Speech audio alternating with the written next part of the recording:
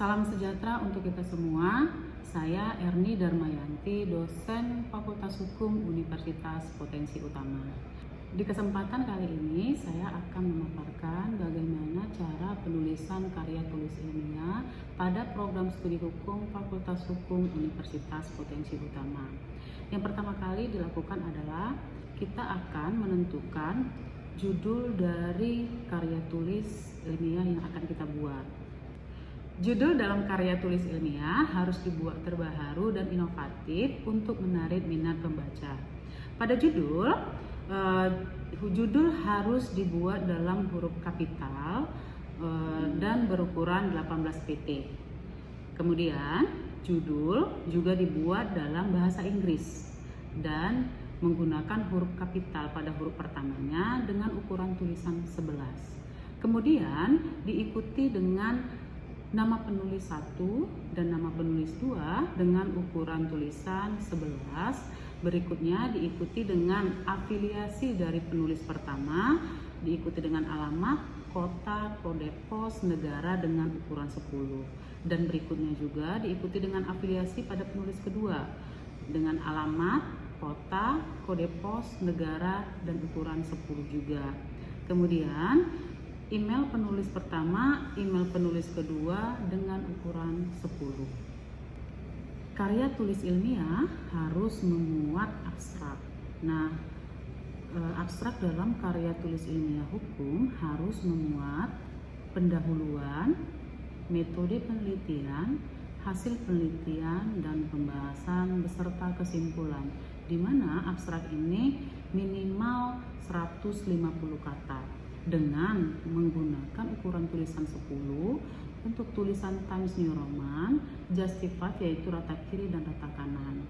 Dan adapun naskah dari karya tulis ilmiah hukum ini minimal 13 halaman.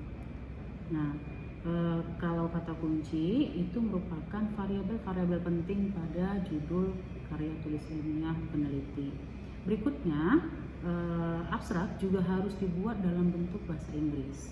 Nah, dalam versi bahasa Inggris juga memuatnya harus 150 kata. Yang dimuat adalah introduction, research of methodology, research and discussion, and conclusion of research. Nah, abstrak ini ukuran tulisannya 10, bentuk tulisan Times New Roman, dan Justified rata kiri dan rata kanan. Nah, tetap sama dengan abstrak versi bahasa Indonesianya juga harus memuat 13 halaman. Berikutnya dalam karya tulis ilmiah adalah pendahuluan. Pendahuluan dibuat dengan ukuran 11, bentuk tulisan Times New Roman, bercetak tebal atau bold, dan Justified rata kiri dan rata kanan. Nah, dalam karya tulis hukum, pendahuluan ini harus berisikan tentang latar belakang, kerangka teori, beserta rumusan permasalahan. Di mana di latar belakang ini harus dimuat fenomena-fenomena apa yang penting untuk diangkat oleh penulis. Nah, dari fenomena-fenomena ini berangkatlah apa yang menjadi dasen dan dasolen yang harus kita muat di latar belakang. Kemudian berikutnya harus ada kerangka teori. Gunanya kerangka teori ini adalah sebagai pisau analisis untuk memecahkan masalah. Berikutnya adalah rumusan permasalahan yang juga harus dimuat di dalam pendahuluan. Karena rumusan masalah ini dianggap penting sebagai pedoman dan batasan-batasan apa saja yang akan diteliti oleh peneliti. Kemudian di dalam penulisan pendahuluan ini, ukuran tulisan yang digunakan adalah 11, bentuk tulisannya adalah Times New Roman, dan spasi 1, tidak bercetak tebal atau miring, dan rata kiri rata kanan. Dan diinformasikan bahwa karya tulis ilmiah harus memiliki template yang benar dan ukuran kertas yang sesuai, di mana kertas yang digunakan adalah ukuran A4. Dan naskah dalam penulisan karya tulis ilmiah minimal 13 halaman. Kemudian yang kedua adalah metode penelitian. Metode penelitian dibuat dengan ukuran 11, jenis tulisan Times New Roman, bercetak tebal atau bold, dan Justified atau rata kiri dan rata kanan. Dalam penelitian karya tulis ilmiah hukum, metode penelitiannya berisi metode pendekatan, spesifikasi penelitian, jenis data, sumber data, metode pengumpulan data, dan metode analisis data. Nah, jika ada penulisan dalam karya tulis ilmiah berbentuk singkatan atau akronim, maka singkatan tersebut harus terlebih dulu dijelaskan. Kemudian, jika ada muncul kalimat yang sama di berikutnya, boleh kita buat menjadi singkatan. Contoh seperti misalnya tentang Kitab Undang-Undang Hukum Perdata. Nah, dari awal Kitab Undang-Undang Hukum Perdata harus sudah dijelaskan kepanjangannya. Kemudian untuk berikutnya bisa kita singkat menjadi KUH Perdata. Begitu juga contoh yang lain dengan Kitab Undang-Undang Hukum Pidana. Nah, sebelumnya kita juga harus menjelaskan apa kepanjangan dari Kitab Undang-Undang Hukum Pidana. Berikutnya adalah hasil dan pembahasan. Hasil dan pembahasan dalam karya tulis ilmiah hukum merupakan hasil dari penelitian atau jawaban dari permasalahan-permasalahan yang telah dirangkum oleh penulis di pendahuluan sebelumnya. Untuk yang A, harus dibuat permasalahan yang pertama. Permasalahan yang pertama yang diikuti dengan apa yang menjadi hasil dan pembahasan dari permasalahan yang pertama. Berikutnya yang kedua juga, jika ada memiliki permasalahan yang kedua, maka dibuat apa hasil dan pembahasan dari permasalahan yang kedua. Begitu juga dengan yang ketiga, harus dibuat juga apa yang menjadi hasil dan pembahasan dari permasalahan yang ketiga.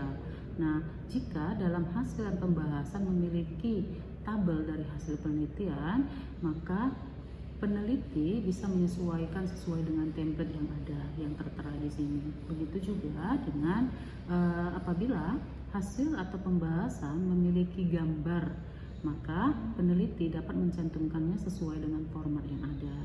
Nah, tabel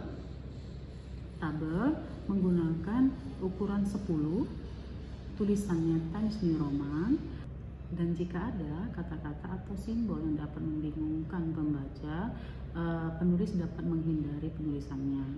Kemudian dalam karya tulis ilmiah hukum juga harus dimuat kesimpulan. Kesimpulan harus secara jelas menunjukkan hasil yang diperoleh, kelebihan dan kekurangan, serta kemungkinan pengembangannya lebih lanjut. Kesimpulan dapat berupa paragraf, tetapi harus berbentuk titik dengan penggunaan penomoran. Nah, kesimpulan juga harus memuat saran atau kelemahan dari penelitian yang telah dilakukan peneliti. Dalam karya tulis ilmiah hukum harus memuat ucapan terima kasih. Nah, ucapan terima kasih ini dicantumkan untuk sponsor dan pada orang-orang yang telah membantu dalam penyelesaian penelitian ini.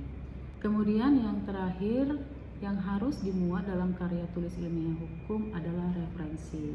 Referensi dalam karya tulis ilmiah hukum adalah buku, terus kemudian berikutnya jurnal, kemudian yang berikutnya adalah peraturan perundang-undangan, di mana dalam referensi minimal harus memiliki 15 jurnal dan rentang waktu 10 tahun dengan menggunakan format APA, American Psychological Association, dan menggunakan ukuran tulisan 10, bentuk tulisan Times New Roman, serta diberikan penomoran sesuai dengan format yang ada.